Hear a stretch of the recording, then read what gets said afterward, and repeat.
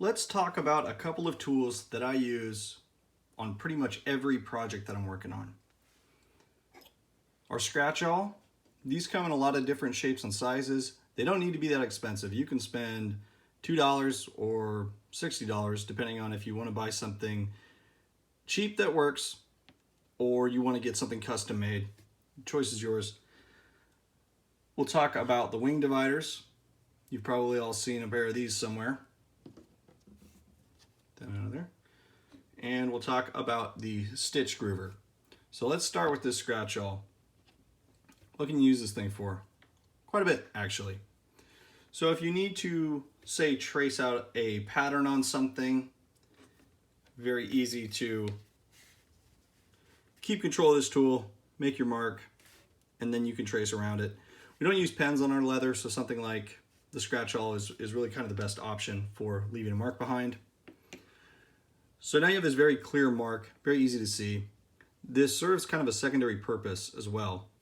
You've created an indentation in the material, so if you were to come back through with the blade to start cutting it out, if you keep your blade angle low and you're not pressing real hard, you maybe take 1 or 2 passes or 2 or 3 passes to get through, it'll fall into that groove and track along your outline of your template, so it just makes things very consistent.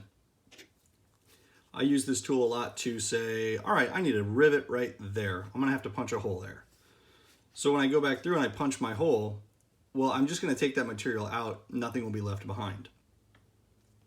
If we need to use it to index a place for reference, say we need from the end of this 1 inch back, we're gonna need to put a rivet right here.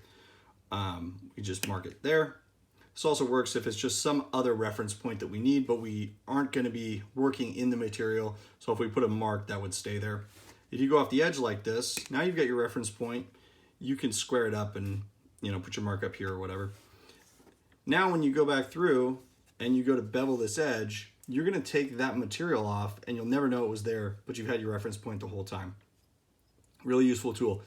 If you're going to do a glue up on something like this pull-up leather that has a waxy finish and that glue's not going to take, you could, if you wanted in a pinch, use this to scuff that area where the glue is now going to adhere to because we've gone through that top layer. Super useful tool. Definitely recommend one of these. Now let's talk about these wing dividers real quick. We'll just get this out of the way. These are a useful tool, especially when I have something that stays set the way that I like it here. This is easy to manipulate. I typically use these for either measuring something out against one thing to another if I want to make holes equidistant from either end of something, or if I'm needing a stitch line that's a little farther from the edge on, say, a bag, I'll use these. All right, let's talk about the stitch groover. This is a really useful tool, whether you are hand stitching or you're using a sewing machine like I typically do, because it gives you a good reference point to either line up your pricking irons or to set your needle as you're sewing. To adjust this tool, you would crack this collar and this guide will move in and out to whatever you want it set for. I keep this tool set at 5 millimeters. I don't change it. That is the inset that I like for my stitches on things like wallets or journal covers or something that's a little smaller. Now you have really 2 different types of inserts or tips for these. You have this one, which I prefer. It just leaves a groove. Again, it's just a reference point for where I'm going to put the holes for the stitches. The other option is essentially a small circle that has a blade edge in it.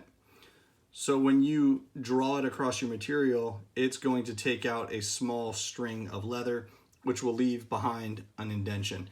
Now what that's really good for is if you're using heavy thread and you're doing saddlery work or something like that, where you want either aesthetically just to have your stitches laying flush with the surface of the leather, or from a more practical standpoint, if those threads are raised off of the surface of the leather and you have something that comes by and snags it, you could abrade it or cut through that thread.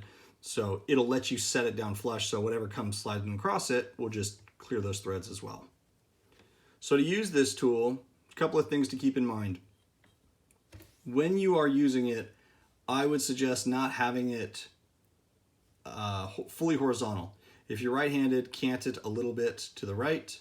If you're left-handed, cant it a little to the left. So basically what we're trying to do is trying to keep this guy down on the side of the leather, because if we don't, there's a chance as we're moving that it'll roll up over the top and we'll cross our project.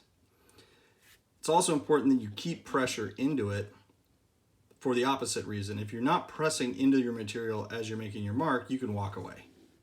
So when you're using this, just a moderate amount of pressure.